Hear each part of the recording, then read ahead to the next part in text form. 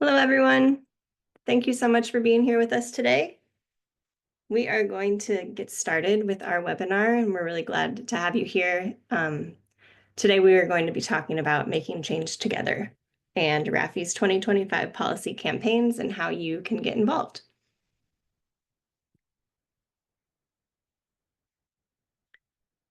First, a little bit of housekeeping. We will be recording this webinar today so that you all can review it again in the future if you choose. It will be posted on our website as well as sent to everyone who registered. If you have questions throughout the hour that we're together, we invite you to put them in the Q&A, and we will be answering those in the chat as we are able to get to them. If we're not able to get to them within the time we have today, we invite you to email us with any follow-up that you might have, and we can get back to you in that way. Our emails will be shared later on in the presentation as well. This event is here for the Policy Action Network members that are part of RAFI. And many of you, I hope, are already Policy Action Network members. The network includes people who are supporters, stakeholders, and advisors. Supporters include eaters, consumers, shoppers, advocates, organizers, community leaders, faith partners, and others who are committed to justice in our food system. And stakeholders are many of you who are farmers, ranchers, fisher people, farm workers, processors, delivery people, grocery and restaurant workers, waste management professionals, and anyone else who has a stake in our food system and farming systems.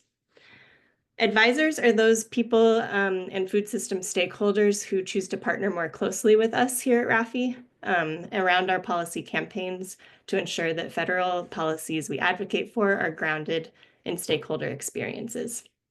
We're really glad that you all are here. And if you are part of the media and would like to speak with us about RAFI's policy team and our policy work, we invite you to email our co-directors and our communications director. I'm going to ask Melanie to paste in the chat now a link to join our Policy Action Network if you haven't already. It is a form on our website and a pretty quick way to get involved so that we can stay in communication with you throughout the rest of the year.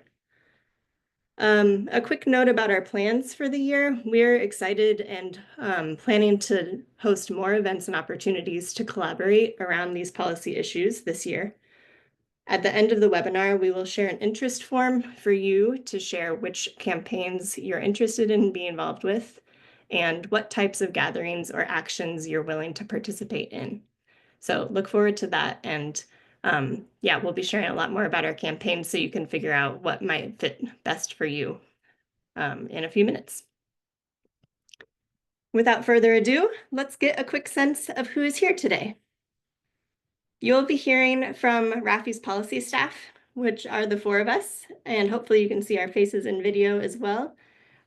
We have our two policy co-directors, Margaret Crum-Lukens and Erin Johnson. I am Rachel Bruner, and I'm the Grassroots Engagement Manager, and my colleague Melanie Canales is our Challenging Corporate Power Manager.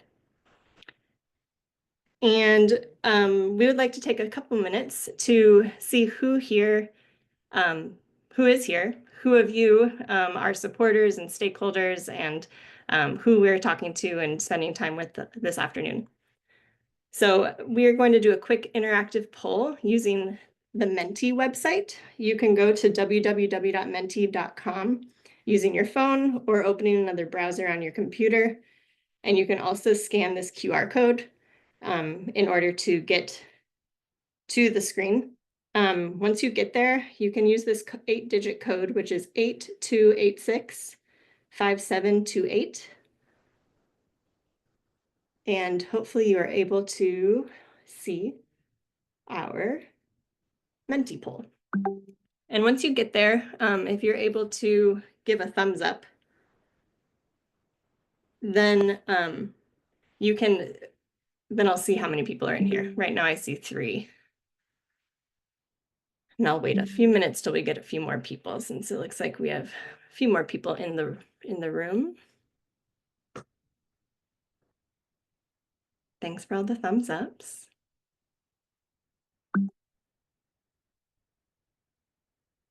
All right, as more people log in, it looks like people are getting a hang of it. Again, at the top here, you can see join@menti.com, and here's the code again if you need it.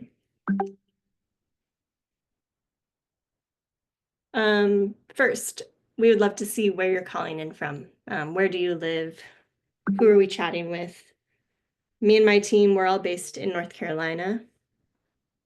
I see folks from Louisiana, from Maine, several in North Carolina, maybe Virginia area, that big dot.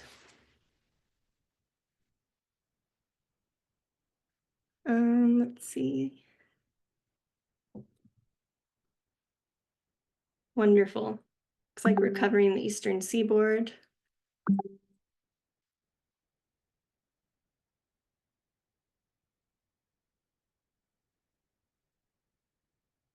And let me see, I'm going to make sure more people are able to get in.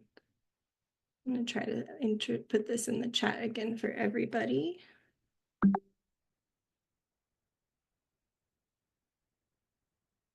Great. Thanks for everyone being here. We have a lot of East Coast representation. We'll move on to the next question to see who is in the room and what type of role you might identify yourself as playing in our food system. Are you an eater? Are you an interested individual, an advocate? Are you a nonprofit staff? Are you a farmer, a farm worker? We have a farmer, we have staff, we have advocates. Wonderful.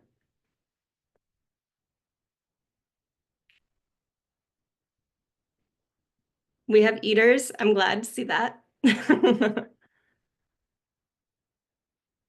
Distributor, that's great.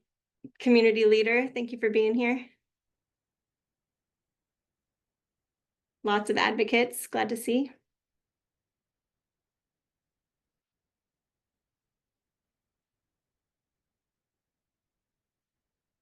More eaters, good. I'm glad we're staying healthy.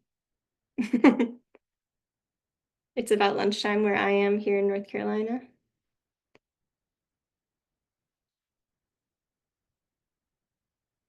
Wonderful.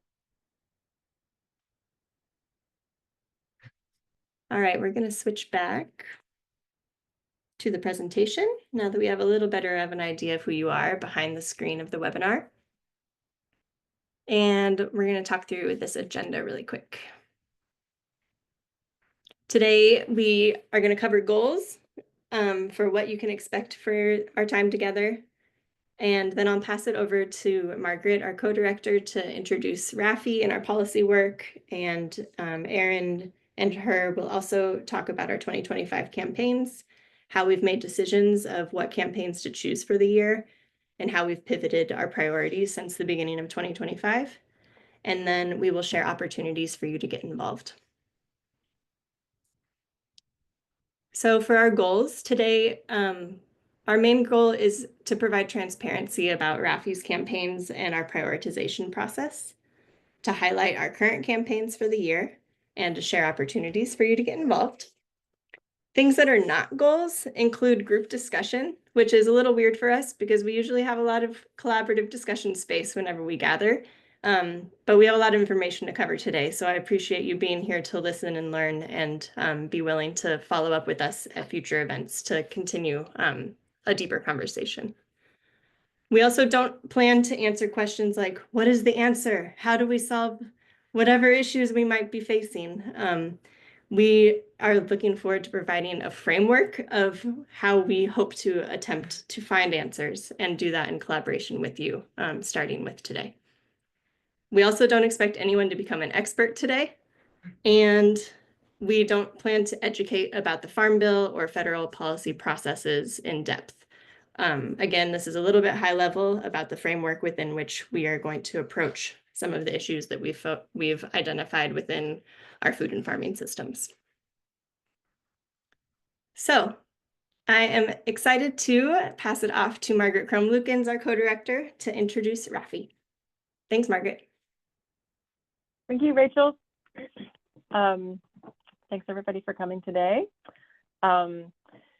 Before I get into the RAFI introduction, I just wanted to add one point of clarification to what Rachel said earlier, which is if you are here as a member of the media, welcome. We're glad you're here. And we invite you to participate today as a member of the Policy Action Network. This is not meant to be a public event. If you do want to write about RAFI's policy work, please email us. Hopefully everyone on the call today is familiar with RAFI, but it is also true that people encounter our organization in a variety of different ways, and so it can be helpful to get like a high-level picture of all of the things we do. Our mission is that we challenge the root causes of unjust food systems, supporting and advocating for economically, racially, and ecologically just farm communities. And we envision a thriving, sustainable, and equitable food system where farming communities have dignity and agency, where they're supported by just policies, and where corporations and institutions are accountable to the communities they impact. And hopefully those values will become, or that vision will become clear when we talk a little bit more about our policy priorities. What does RAFI do? We do a lot of things. We help farmers access federal resources to strengthen their operations and support sustainability. That might be conservation programs, that might be federal loans. We do intensive individualized casework with farmers who are in financial distress. So we work with farmers to understand their situation, figure out what their options are, and help them meet their goals. And in many cases are able to save farms or save homes. We provide grants to farmers for infrastructure projects. We have cycles that we go through with those, and financial support as possible, depending on our fundraising in disasters. We, and that's another, disasters is another place where we help farmers access federal resources with technical assistance. We work to connect rural faith communities with farmers. We have helped set up CSAs, community supported agriculture, between faith communities and farmers that are nearby. And our Come to the Table team has a really awesome series called Food And that they have been doing that examines all of the things that food connects to. We connect farmers with each other for mutual support and peer learning. We have held farmer brigades where folks get together on someone's farm and work on a big project. Maybe they're putting up a high tunnel. Maybe they're, clearing roads or land after a big storm. We also support farmers in conserving and growing, regionally adapted, in many cases adapted for organic production, heritage seed varieties. And then we come to the policy part of things. We advocate for policies that help farmers care for their land and farms and communities, and we fight corporate consolidation. More recently, we have begun a project that facilitates a granting program and also builds capacity with grassroots organizations to work on Farm Bill policy as a way of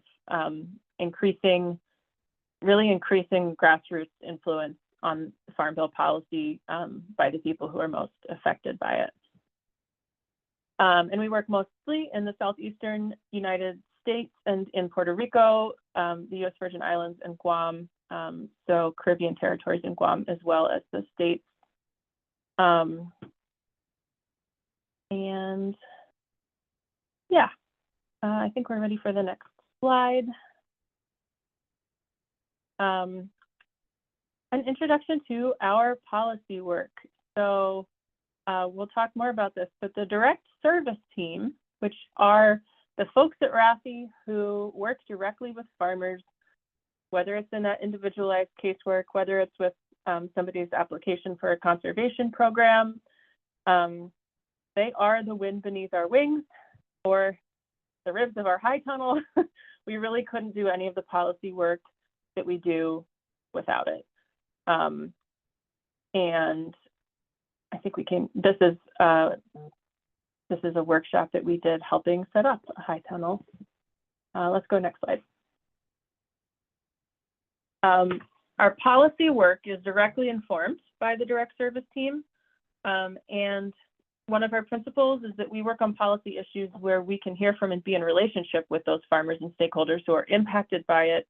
And there are a lot of other important areas of work that are a match for our values and vision, but where we might not have the relationships with the directly impacted folks. And so work in those areas might be more along the lines of sign-on support or solidarity, and less sort of going deep on that policy issue or devoting a lot of our team's time or capacity to it. And I think a lot of RAFI's best work historically has been that those places where we do go deep on an issue because we have a lot of expertise in it, because we have worked with farmers on it a lot. And so that leads us to sort of go deep on a few issues rather than working broadly on many of them. And we wind up not working on all of the things, even though all of the things are important, but that's why it's important to be part of a movement. We work in many coalitions, and we try to bring our time and our team where we have something pretty unique and valuable to contribute. And I think we're ready for our next slide. And I'll pass it over to Aaron. Thanks again for being here. So I'm going to talk through how our priority setting process works. And before doing that, I just want to acknowledge that since January, a lot of stuff has happened. And we are going to talk through some of that stuff. But before doing that, for transparency's sake and for context sake, we want to talk through what does our campaign decision process and our priority setting process look like before it meets kind of the tyranny of reality and everything that's happened since January. And so that is the context we're going to talk about first. So we're talking about the time frame between September 2024 and January 2025, which is the fall of every year is generally when we start to do our strategic priority setting process for the coming year for our policy work. So in the next slide, I'm going to talk through just kind of how that progresses. The first thing that we do is we review and evaluate all the campaigns that we set out to do in 2024. We have a process for setting goals for each of our campaigns. We go back and look at the goals we set. We review which goals we achieved, partially achieved, did not achieve. And in that process, we evaluate which campaigns that we're currently doing make sense to continue, which campaigns make sense to pause or archive. Nothing in policy work is ever permanent. It's not like we're ever, like if we stop working on something, we're never going to work on it again. But part of doing policy work is also that we have to be flexible and we have to respond to what's happening in the current policy climate. So we do that evaluation and that review. We bring that information to our policy team. At RAFI, we have a policy team that includes the four of us that have been introduced to you today, who are policy staff and work on policy exclusively, but also a number of staff members from across the organization who do direct service work, technical assistance work, farm advocacy work, a lot of the other stuff that Margaret mentioned in the broader spectrum of RAFI's work. Because all of those folks, as well as us, have direct relationships with grassroots stakeholders and oftentimes are working through very technical issues, delivering technical assistance, responding to crises, and all of that is information that we want to bring into our policy priority setting process. So in that policy team, we review our evaluation of our work in 2024, and we let that inform our kind of landscape analysis of what's coming up in the next year.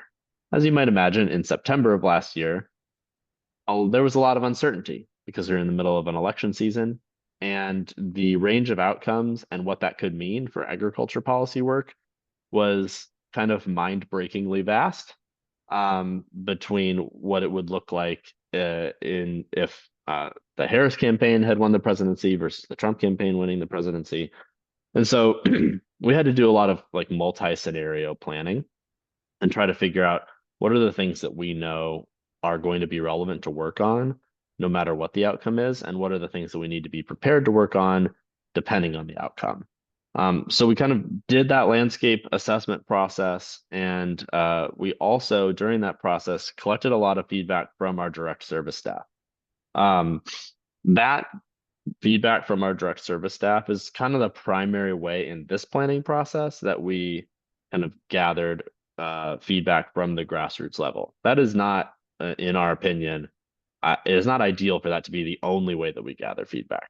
To be transparent, that is why one of the biggest priorities that we have this year, to foreshadow, is strengthening and putting more effort into our grassroots relationships with farmers and stakeholders to bring more direct feedback loop of feedback from that level directly between us, as policy staff, and farmers and food system stakeholders on the ground.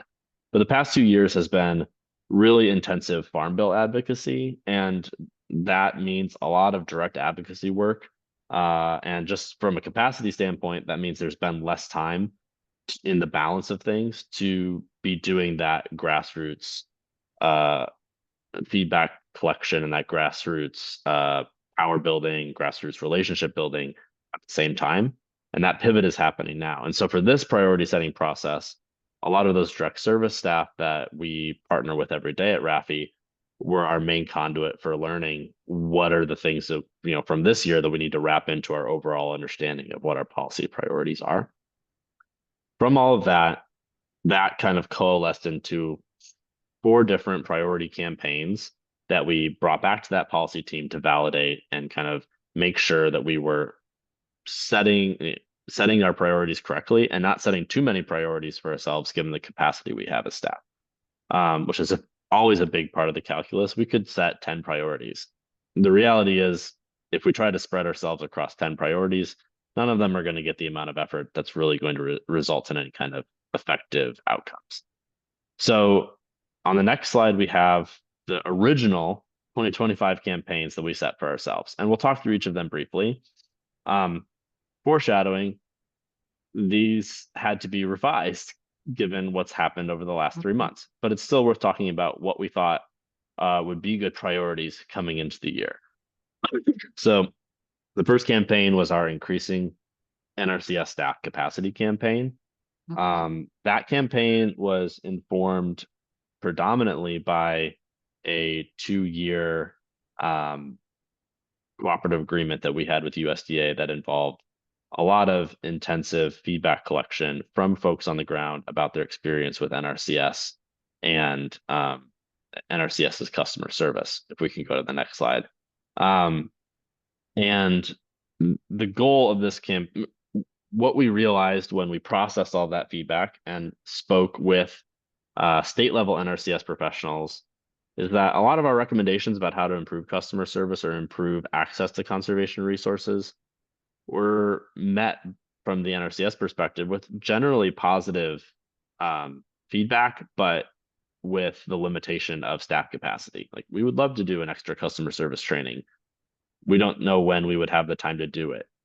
That is partly because NRCS is endemically understaffed and under budgeted for, and because the amount of work that has been put on NRCS, especially post Inflation Reduction Act, has increased the amount of overall contracts that any given local level NRCS staff member is expected to maintain and service. And so our conclusion is, well, we need to advocate for more resources for local staff capacity at NRCS so that those caseloads can be more manageable, so that staff overall can have more opportunity to balance their work implementing conservation contracts with with things like additional training, on the job training, stuff like that. We also think that it's important to look at the salary structure for NRCS at the local level, because retention is also a big issue. And NRCS overall will operate better and deliver better service to farmers if it can retain its staff for longer periods of time after they acquire kind of that initial competency and build additional experience, versus losing those staff to private sector jobs more readily because the pay scale at NRCS isn't competitive. We went into the year with more expansionary goals. We'll talk about how that's shifted a little bit later. But overall, the goal there was to invest more resources into NRCS so that farmers benefit from a better overall customer service and resource allocation kind of experience from NRCS.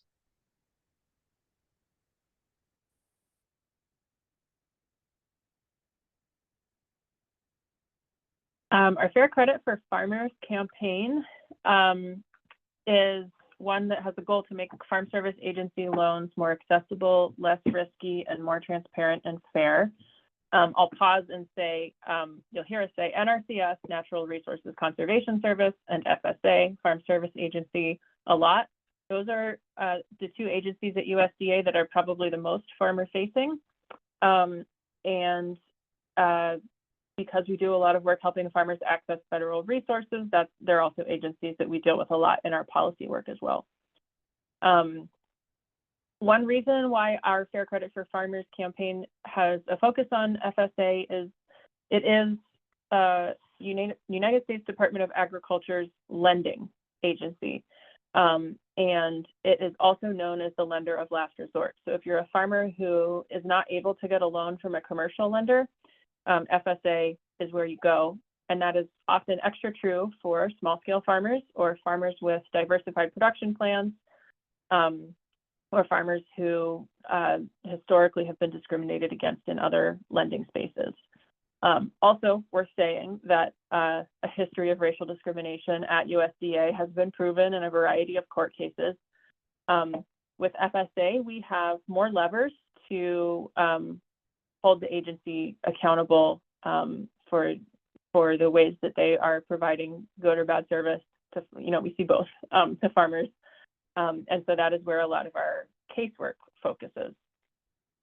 Based on those experiences, we helped write a bill called the Fair Credit for Farmers Act. So it is sort of our flagship piece of policy for this campaign. And it addresses increasing access at FSA for loans, making them less risky for farmers who get them, and making the process more transparent and fair. Very similar to what Erin just said about NRCS staff, we also know that for farmers to have good service at FSA, it needs to be better staffed. And at the same time, we want accountability for the services staff are providing, but that can't happen if they have ridiculous caseloads. And we also work on submitting recommendations for improvements to FSA handbooks and regulations. So that's not happening in Congress. Those are the things that really guide the day-to-day decision-making for county loan officers, for example.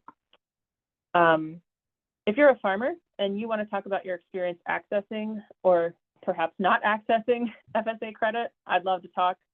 And in general, we're going to talk a little bit later about an interest form for our various campaigns. So if you're not a farmer, but you're really interested in this issue, let us know on that form.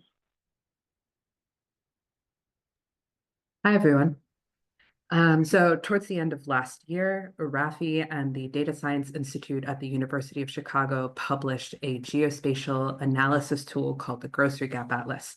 The goal of this tool was to measure corporate concentration within the grocery industry and observe how that impacts food access. One of our biggest findings was that the market is deeply concentrated and it negatively impacts food access, particularly in rural areas. We developed this tool after hearing from farmers within our network that they were having a lot of trouble accessing markets, and that's due to corporate concentration. So the goal of our Grocery Gap Grassroots Power Building campaign is to start engaging with grocery stakeholders at a grassroots level. That includes retail operators, transportation, anybody who is part of a grocery retail operation at a small and regional scale, to talk to them about what the obstacles have been towards building a successful grocery operation, especially within their region. The goal of doing that networking is to understand those challenges and develop policy solutions to those challenges so that we can create a more resilient and competitive marketplace, especially for small and regional grocers. Beyond that, we are hoping to use the Grocery Gap Atlas as a research tool to develop more antitrust policy, as well as a narrative change tool to create more resources for supporters, shoppers, consumers, people who eat or use a grocery store to become better engaged on these issues around corporate concentration, around food access, and how to have a more resilient regional food system in that way. Ways for you to get involved. Get in touch with me. If you are a person who runs a grocery store, works in a grocery store, delivers to a grocery store, engages with a grocery store, please email me and fill out our interest form that we will share later in this webinar. Our final original campaign is the Policy Action Network, which I gave an overview of earlier, but to give you some more depth of why this is one of our campaigns. We have two goals for the year. One is to make sure that our policy work is grounded in accountable relationships with stakeholders who are directly affected by the policies for which we advocate. And we want to do that through genuine relationships and being in community with you all to solve problems together. And to work together to fight for food and farming systems that are economically, racially, and ecologically just. By doing this, we can stand up against policies that threaten this vision. We have a couple focus areas for the year that we established based off of a lot of the information we heard from our direct service coworkers. One is around collaborating. This year, we are looking forward to gathering with farmers and food system stakeholders and supporters to build strength through organizing and working together. We will listen to each other's experiences, identify key issues within policies impacting our campaigns, and collaborate to come up with solutions and actions. Around disaster work, we are looking to organize members to better advocate for federal disaster response. The USDA has not yet determined how it will disperse disaster funding that it was passed in this past December, but we will be in touch and reach out within the Policy Action Network if there are actions to take when we hear more about what decisions have been made in the USDA at the federal level. And in general, we also want to hear more about how disaster assistance can be better. I know that many of you on the call and listening to this webinar in the future may have been impacted by disaster and have had to navigate some of these systems and some of these programs, and they may or may not have served you. And we would love to hear those experiences and understand how to better make sure that small farms and people within our farming communities are actually served and supported through these programs. To get involved, again, we'll have an interest form and you can join the network to stay in touch. We will be communicating through that completely. So please sign up if you have not already.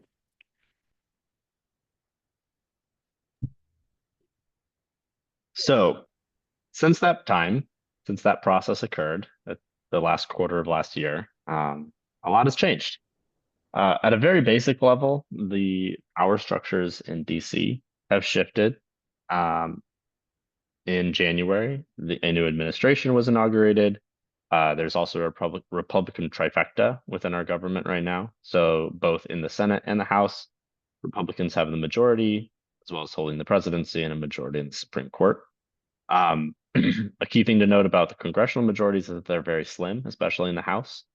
And so this does pose a roadblock to a lot of efficient policymaking within Congress, because there's still a pretty high bar of consensus that has to be achieved to pass something within Congress and the Senate because of the filibuster and the need for many of its votes to be hit a 60 vote threshold, and in the House because of the very slim majority that exists.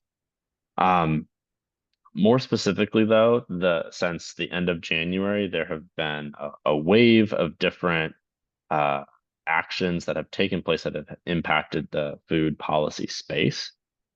Starting with, as we get to the next slide, the federal funding freeze.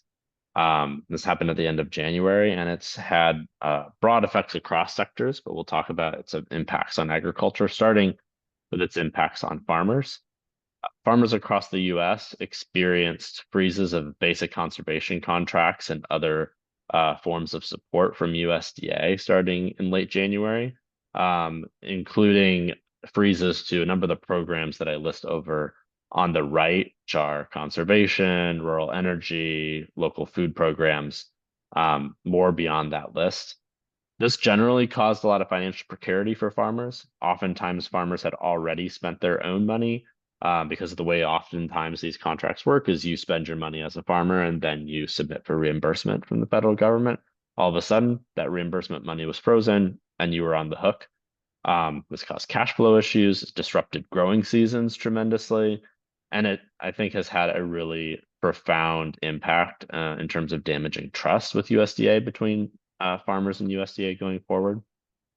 So the consequences of that period of time, I think, will be ongoing. This additionally had a lot of impacts on organizations that support farmers. And that includes, so on the next slide, the Department of Government Efficiency intentionally targeted and disrupted nonprofits across various sectors, including those that support farmers by freezing or cutting funding. Organizations like ours, we support farmers in a number of ways. And so that means that farmer resources ultimately were cut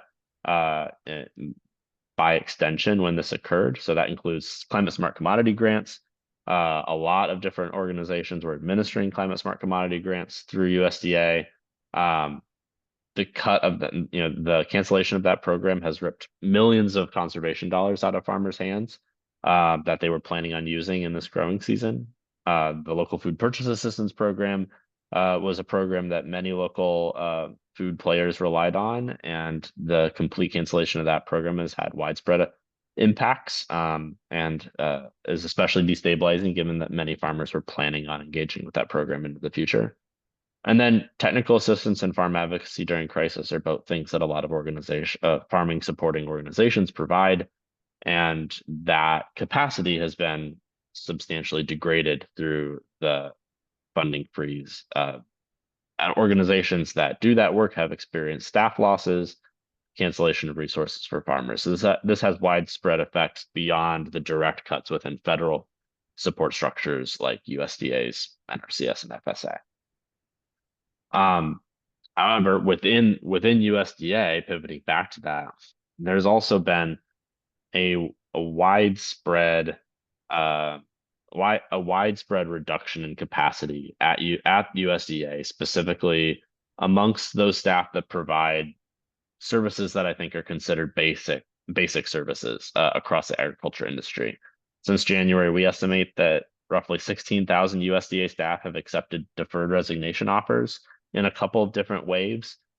Basically, across the federal government, federal employees have been emailed an offer to resign and be paid their salary through a specific amount of time into the future later this year if they're willing to take a resignation.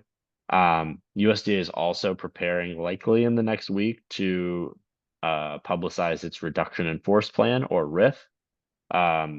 Every government executive agency was directed by the White House to plan a reduction in force plan, which will likely result in additional staff layoffs beyond the 16,000 that have already accepted deferred resignations. It's also important to note that there was an initial layoff round of probationary employees a couple months ago.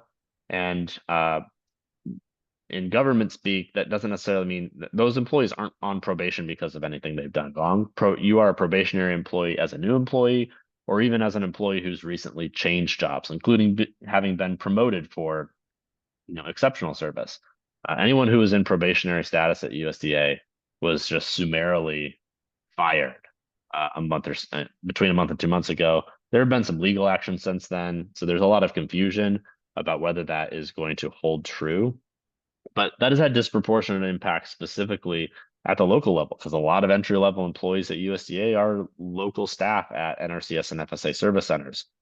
In areas that are already understaffed, many areas lost 50% of the capacity that they had to serve farmers in local offices because of that.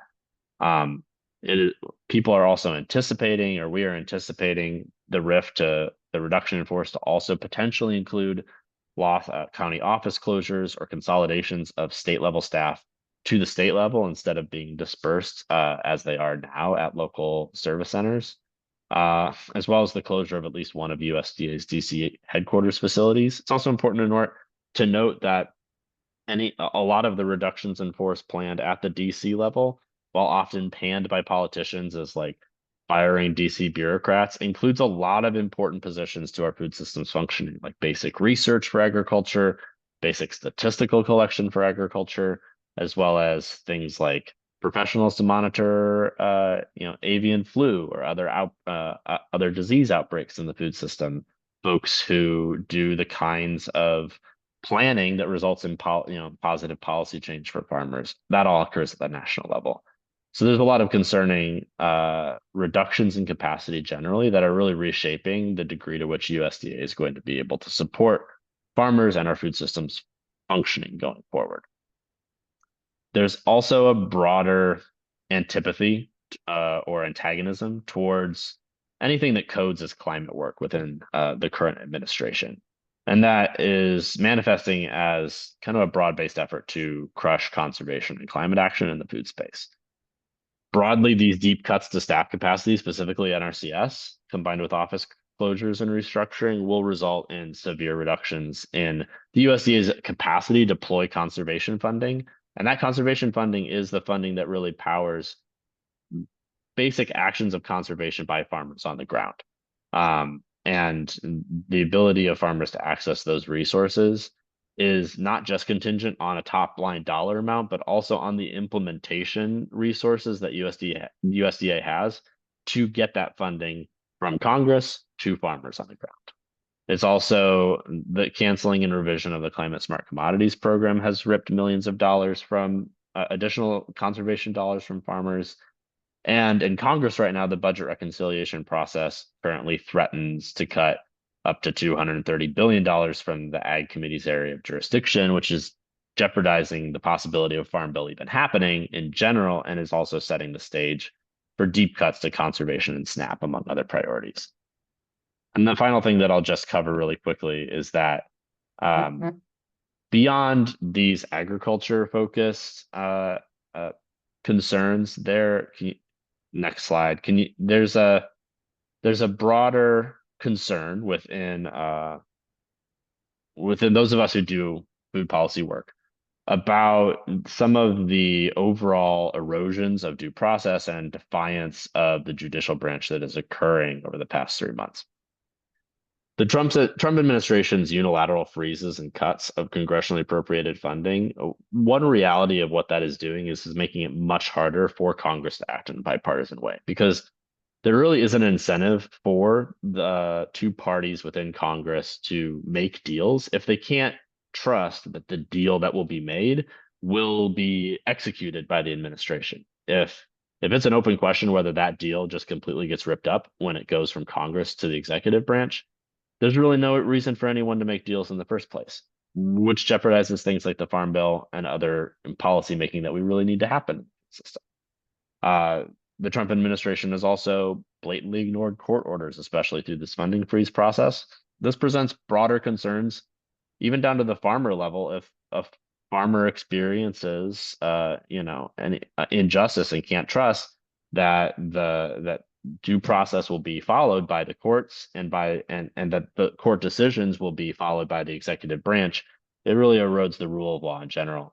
And it's then also important to note, in solidarity with our partners who work with farm workers, that utilization of ICE to detain and deport people, including specifically farm workers known to be organizing for farm worker rights without any due process, presents basic human rights concerns that should concern all of us.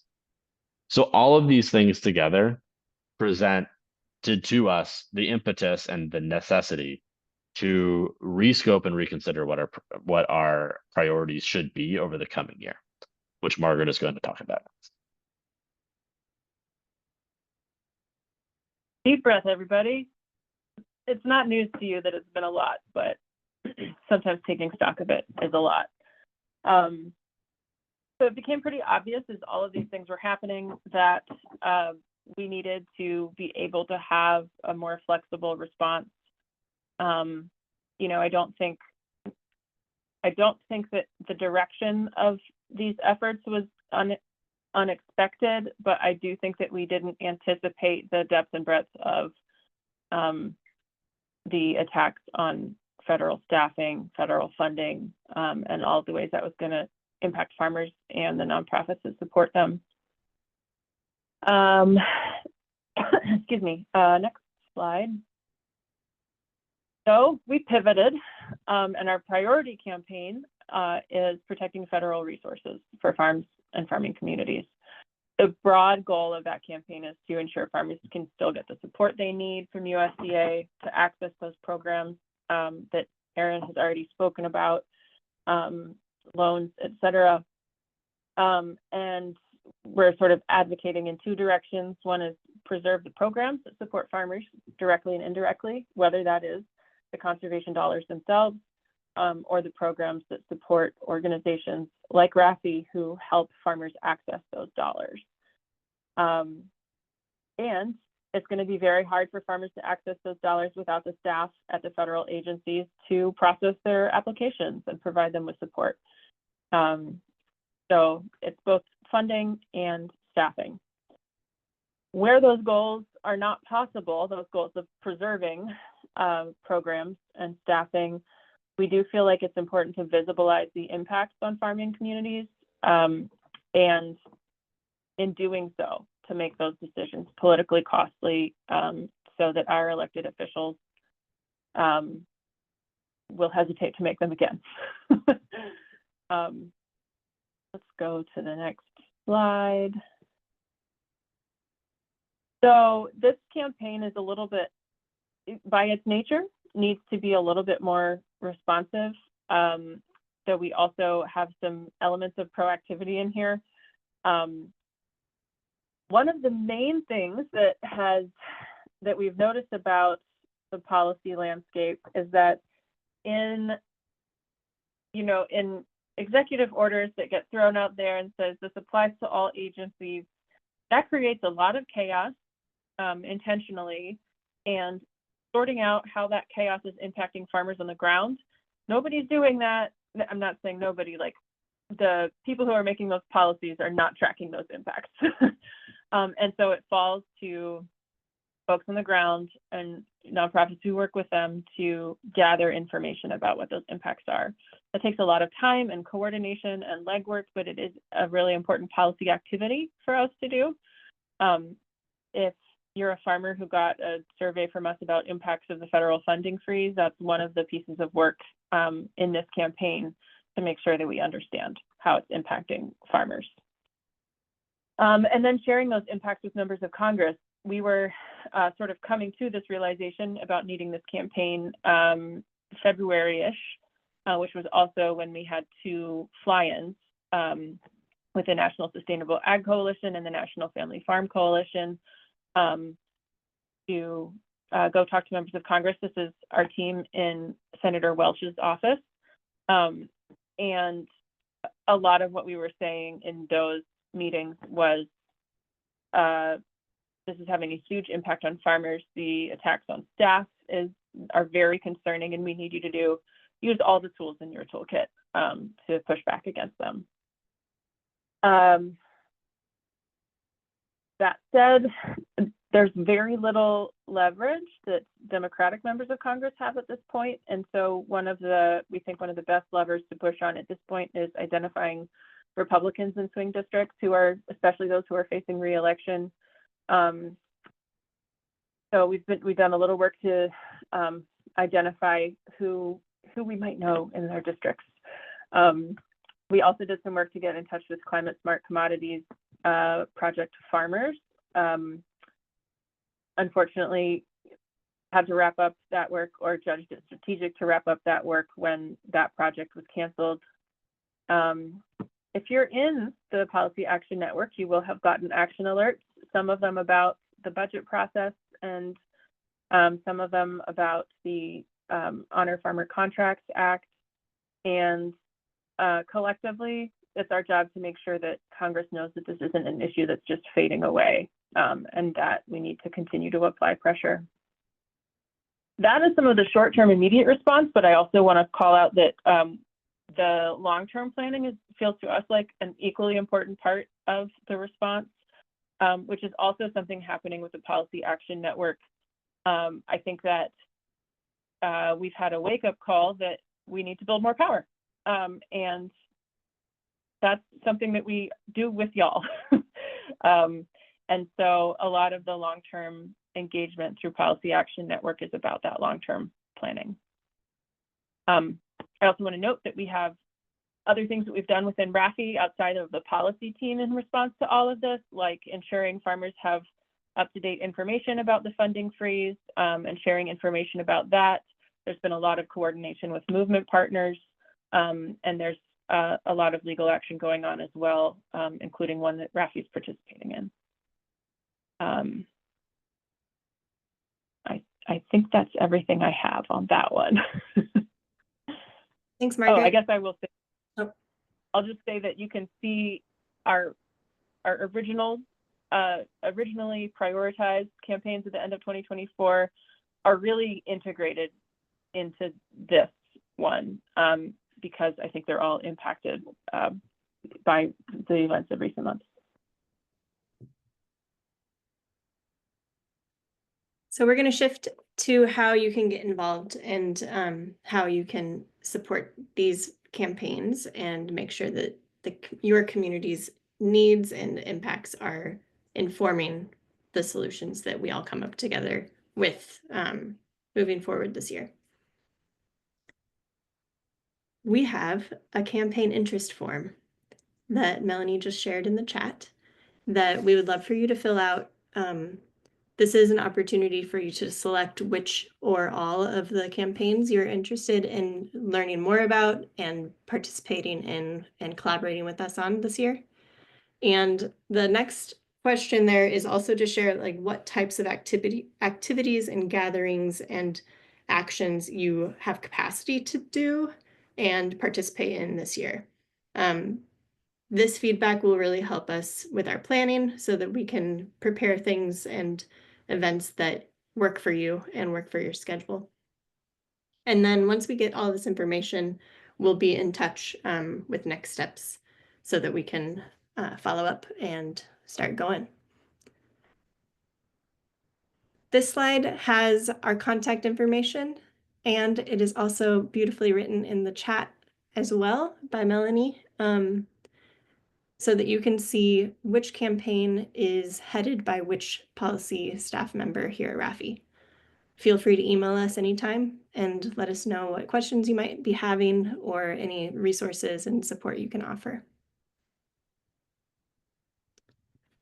And then these next two slides are specific action opportunities for stakeholders, and then the next one is for supporters. For all stakeholders, which are anyone who works within the food system, we have a food security opportunity. Our partners and coworkers at our Come to the Table program within RAFI work a lot around food security with faith communities and have developed a survey for protecting resources for food assistance organizations. If you or someone in your community has had food assistance funding cut, please send them to this survey and so that we can start collecting and understand the impacts that you all are feeling and advocate better for you and with you.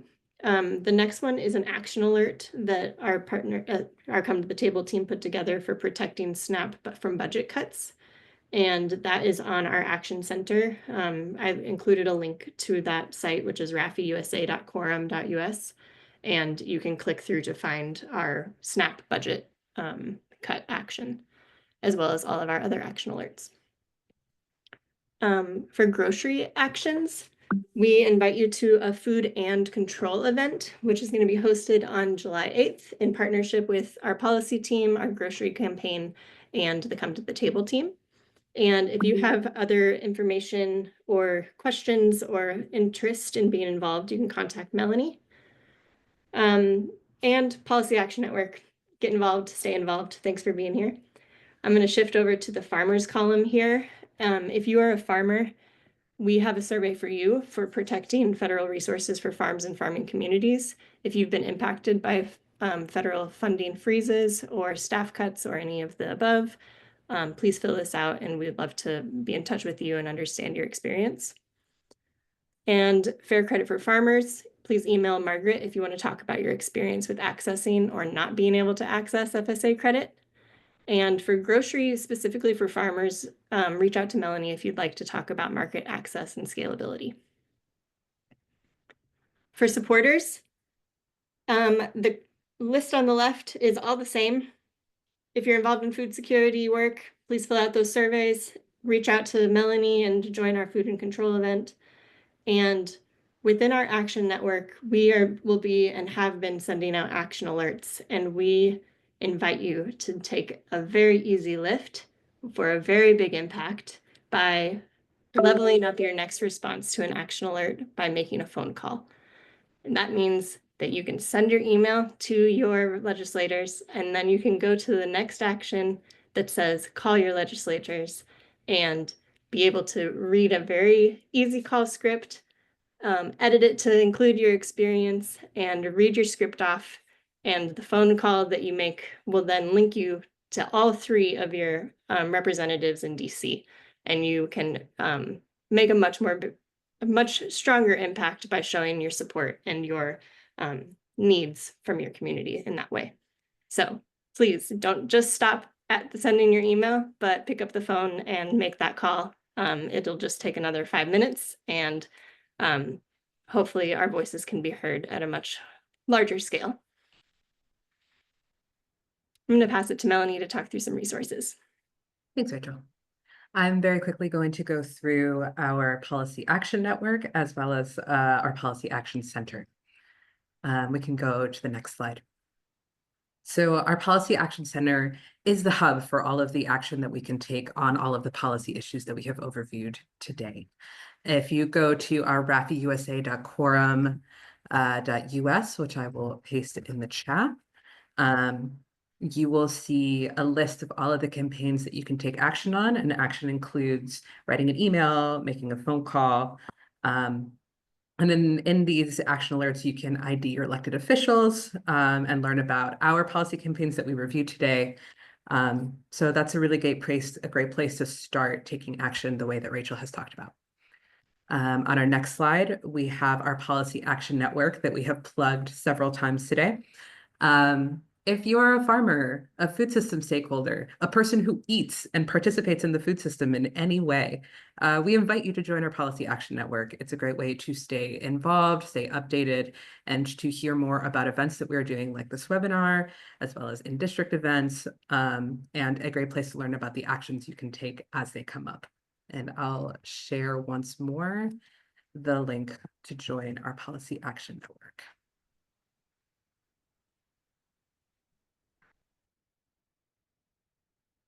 Sometimes policy work can get heavy, and so we just wanted to end on a little bit of a lighter or happier note. Some of the lessons that we're learning so far, find joy where you can. For some of us, it might be the giant houseplants in the Hart Senate office building, but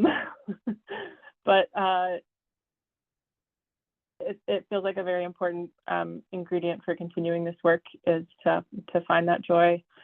It's made a big difference, I think, for us that we do our best to take care of each other. And even in the midst of what was admittedly a very heavy fly-in and very, frankly, often kind of depressing office visits, it is just nice to be in a group of people where we are all taking care of each other. And here is one of my very favorite memes ever. It is important for us to be picking our battles in this time. This does not mean don't act in solidarity with other causes and organizations that are doing excellent work, but it does mean developing our wisdom and our judgment about what things are a distraction and what things are, imminent threats to deal with and what things are good long-term investments. So you might need to put some battles back and pick wisely. If we have maybe one more minute, we did have a question come in on the Q&A that Erin is going to address briefly. Even though we said we wouldn't, I think this is an important question. So you might be wondering in this time whether there are retaliation risks to engaging in advocacy, and the answer to that is complicated and context dependent. But I think a couple things are worth knowing for everyone on the call. One, I think in general, for for almost everyone, there are ways to engage in advocacy that should have very minimal retaliation risk. It always depends a little bit on what you're advocating for and what your particular situatedness is.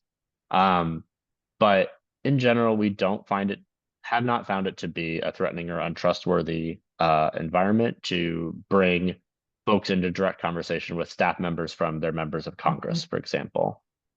And I also want to convey that RAFI has a lot of experience managing retaliation risks because of our long historical work with stakeholders like contract poultry growers who face a lot of retaliation risks from their corporate integrators.